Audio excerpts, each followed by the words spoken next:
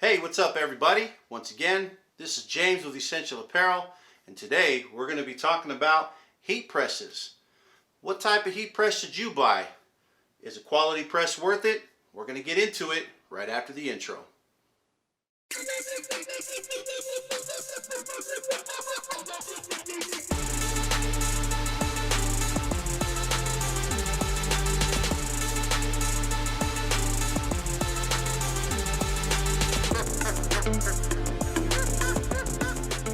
So what's up everybody? If this is your first time to the channel, please hit that like, hit that subscribe, because if this is the type of stuff you're into, we're going to be hitting hard all year long with video after video on different topics that you're going to enjoy being in the apparel business. So, heat press. What kind of heat press should I buy? That's been a question that a lot of people have had, and I'll be quite honest, when I was first out there looking for a heat press, you know, I was just like everybody else, man. I was all up on Amazon looking for a heat press, reading the reviews, the negatives, the positives of what was out there, and if you know, spending $200–300 was going to be worth it. Okay. Now I'll tell you this. I come from a background of construction. In 2003, I became a licensed contractor in construction, and I've been doing that hard for many years. So recently, within the past couple years, I've wanted to make a change because, you know, one, the construction industry was breaking me down, and I was getting tired, you know, of being in that industry. It was exhausting. This is where I found my passion again in design, because I have an art background. So being able to design once again and get into the apparel business where I can express those designs was something that I was able to fire up like crazy, man. So now I'm at home online trying to do the apparel business, and equipment, just like when I was in construction, is a very important thing when it comes to what I'm doing. How long will that equipment last? What's the quality of that equipment? Most importantly, what is the support that equipment has based on where it comes from? Okay, these are all things that you want to factor in when you're looking for a heat press, because the last thing you need as a small apparel business is to have a heat press, and then let's just say you have an order for 30 shirts one day and you got to get these shirts done by tomorrow, and all of a sudden your heat press takes a dump on you because you bought it from Amazon or some cheap store for a couple $100, or you bought it, you know, who knows where you got it from. But the point is, you don't want your press breaking down on you in the heat of the moment. Okay, that can really tear you down. It can be embarrassing, especially if you're not making much money and you're just trying to get these shirts done to barely make it, you know, because you're just getting started. So to me, I always do this. I always look for a quality product that somebody may have paid full price for, but now they're selling it for that mid-range level price. And sometimes you can find that stuff used, maybe on Craigslist. You can find that stuff on Marketplace, you know, Let Go app. I mean, there's different places where you can find different things. In this case, I was looking on Amazon. I was looking at Fancier Studio. I was looking at a press that Stan Banks had, you know, reviewed. I believe it was Joto or something like that. Joto. Tusi was another one. I don't know. In my opinion, I didn't want something cheap that was coming, you know, from a place where if something happened, I couldn't get a hold of replacement parts, or it was going to take weeks to get a replacement. I didn't want to have to deal with that, and I also didn't want to have to deal with cheap components being inside the unit itself. I mean, we're talking electrical components, heating components, wires, you know, that can fry, melt. I've seen horror stories of people that have purchased presses on Amazon where the displays have gone out, the heating elements are so terribly off, too many cold spots, or the plug-in itself just disintegrated and melted, or even their outlet had been melted and their wires fried, You know, that's stuff that can cause a fire in your home and become a hazard. So one thing that you want to consider when you're buying a heat press is this. Make sure you know what your heat press is rated for. Your heat press could be rated for 20 amp, or it could be rated, you know, for 14.2, 110 volt. So you can go 110 or 120. Make sure you know what your heat press is rated for and what your outlets in your house are rated at. Wherever you're going to put your press, know what it's rated for. Okay, if you're running a 20 amp press and you need a dedicated circuit for that, then you're going to have to run that wire to your breaker box and run a 20 amp breaker to be able to power, you know, a 20 amp press. Okay, not every house has that. I mean, most of the time you'll see, you know, 120 volt 12.2. You're going to see that in your bathrooms. You're going to see that in your kitchens. Sometimes, you know, in your garage, you'll see that, you know. So if you're deciding to place your press in a bedroom or an office space, you're most likely going to be running 15 amp, you know, outlets. So keep that in mind. You can't plug in a 20 amp press in a 15 amp box or using 15 amp wire, okay, you know, which would be your 14.2 standard. Some of the best places I would probably recommend buying a heat press would be one, Stahls Transfer Express, or Stahls Hotronix, or even Heat Press Nation. Okay, Heat Press Nation probably has out of the box some of the best high-level presses, but at mid-level prices. Okay, with the sliders, the pressure readers, they've got all types of sizes and different variations of what they can do, from clamshell, which this is a clamshell, and it gets its name clamshell because it looks like a clam. You know, it opens and closes like a clamshell. And then you got your swing away, which swings to the side away from your lower platen. Now those are great, you know, if you're trying to, well, we'll get into that in a minute. But that's the type of, you know, presses they got, all types of different styles. This one here is another company, you know, I would recommend if you're on a budget, okay? If you're on a budget and you want a really good quality press, Pro World is a great place to get your heat press from. This one right here, the Transpro 15x15, is super affordable and it's quality made, okay? Quality parts, never had any issues with this. It's a pretty solid machine. It heats up pretty fast. I haven't had any issues with the heating. This knob up here gets a little tight, but of course, you know, slip a little grease on that, you shouldn't have any problems. Other than that, they do have the 16x20 with the slider. That's another one that they have for a really affordable price. So Pro World would be a good place to go if you're on a budget looking for a good quality press. So this one right here, this is for my mask making, because when I got my heat press, it was mask season, man. Masks were just, man, they were popping like crazy. So I wanted something small just to be able to make my masks, and this one got the job done, you know, with no issues and stuff. So here's the thing, you know, a lot of people ask, should I get a 15x15 or should I get a 16x20? The answer to that is going to be, you're going to want to get the press that suits your needs as a business, okay? If you're not doing any type of designs that are going to go over 15 inches, which on a shirt, typically you're not doing anything wider than 12, then you're fine with a 15x15. You know, that's a space saver, a 15x15. It can go in a lot of places. If you're going to be doing longer size designs that are over 15 inches but under 20, then a 16x20 is where you're going to want to be. At least with a 16x20, you have the options to do both, okay?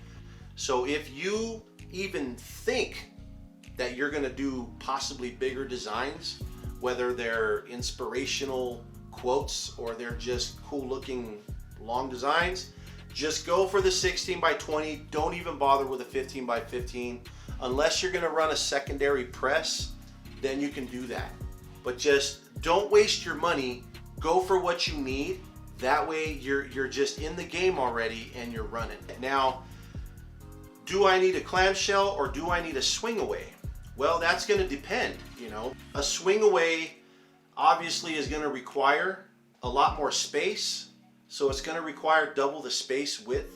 You know, if you took this press and you times it by 2, that's the space that it's going to need to swing, you know, all the way around, or at least to the sides, so that you can work right here.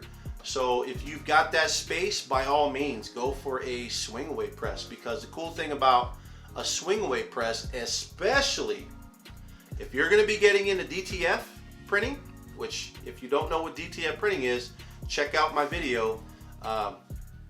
I'll post that in the description. Check out my video on what DTF printing is. That is the future, at least this year, of where, you know, garment printing is going, especially for home-based users and whatnot.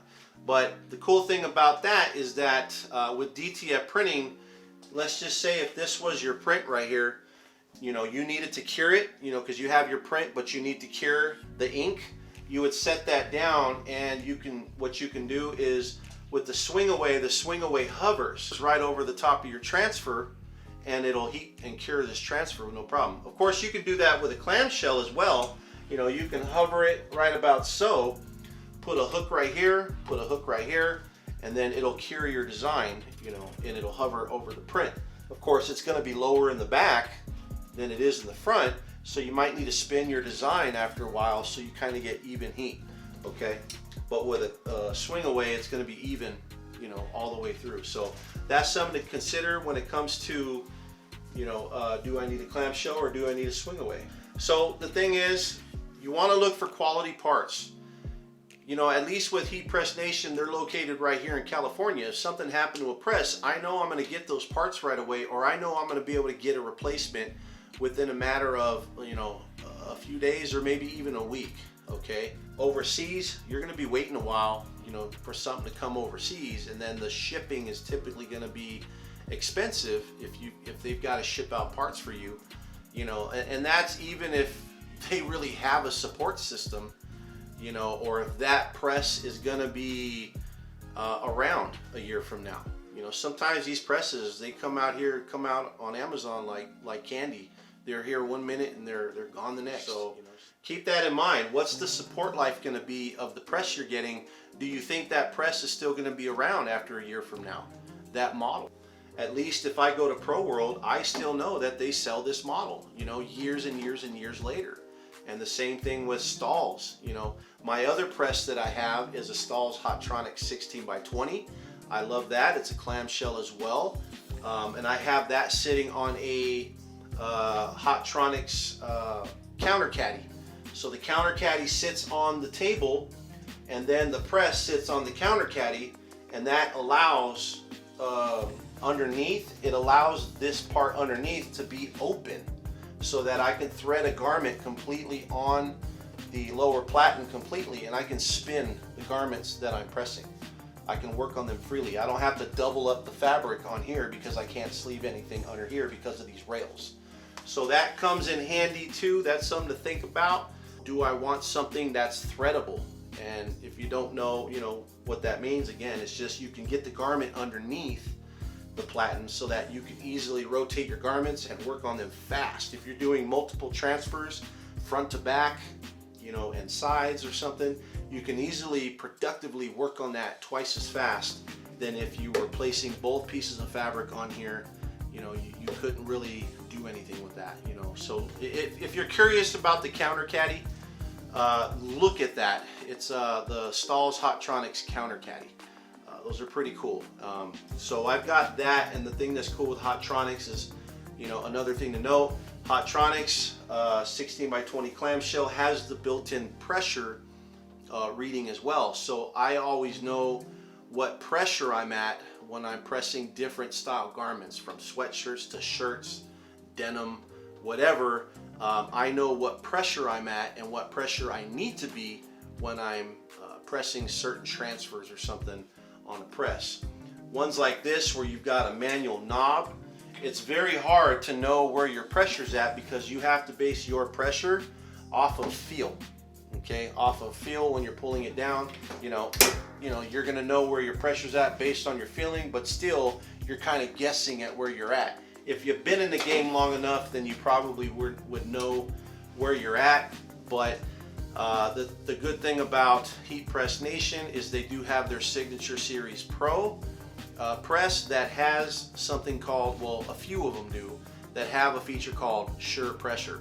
It's a little dial readout, an analog dial readout on a belt that when you turn your thing here, it'll tell you what pressure you're at on the dial, and then you kind of know where you need to be. So that's kind of a time saver if you're, you know, pressing a sweatshirt and you know you need to be maybe at a, you know, you need to be at a 2, you can dial it into a 2. If you're doing a shirt where you need to be at a pressure of 4, you can dial it in, you know, to a pressure of 4, and you're always going to have perfect results every time because you're using the correct pressure when you're pressing your, when you're pressing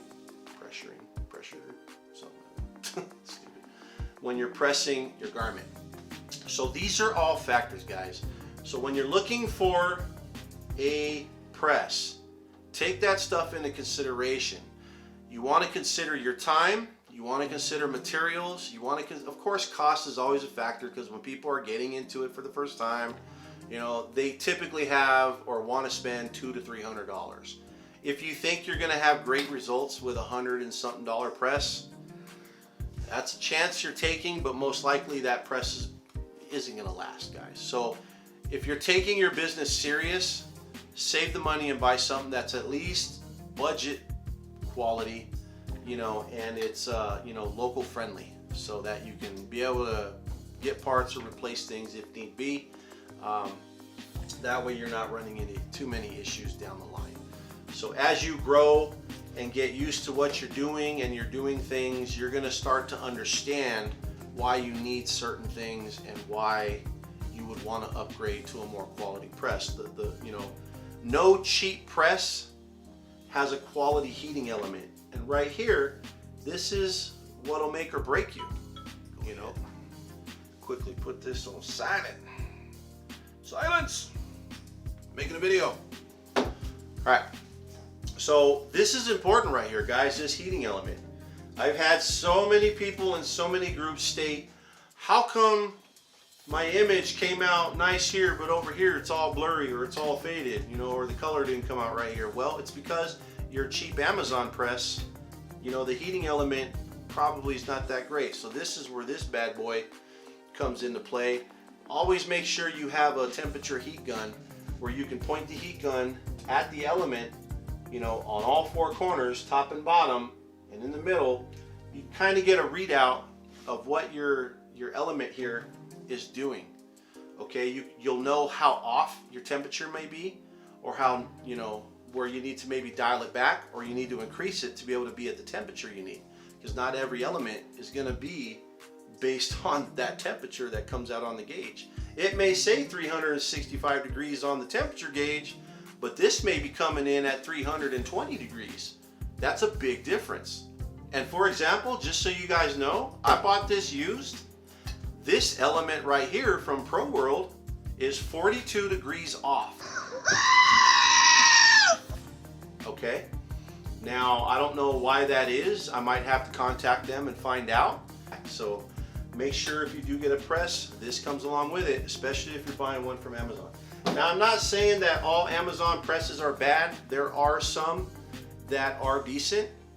Now, I've never personally reviewed one from Amazon because I've never purchased one, but I don't really see myself purchasing one of those types of presses. I don't need to. If there's a company out there that thinks they have an amazing press, hey, feel free to send one my way. I'll review it and I'll tell people what I think about it, honestly. But for now, this is something I know works if you're on a budget, but also, again, look to your marketplaces, see if you can maybe find a good, I'll tell it like this, my Hotronix one that I recently got, it's a $1,700 press. I got that bad boy on Marketplace for $600. You know, of course I had to replace the shocks that were another $100, but hey, for $700, I got a $1,700 press. So I was pretty stoked about that, you know, because that basically upped my game, you know, a little bit for a heck of a price. So there's deals out there to be found. You just got to make sure you're finding the right deals and that you're making sure the temperatures are working. You know, if you go to look for a used heat press, make sure you take one of these, okay? So that's basically all the information that I can give you on a heat press. So take this information, you know, with a grain of salt. You know, you don't have to listen to me, but everybody's got their own ideas about, you know, what they think is a good press and what they don't think. I'd actually like to hear about it. You know, post in the comments if there's, you know, maybe some cheaper Amazon presses that you guys may have been using in your businesses. Post in the comments, what model is it? You know, how long has it lasted? You know, has it ever given you any issues? You know, or for those that are using the more higher end presses, you know, Geonite, Stalls, etc.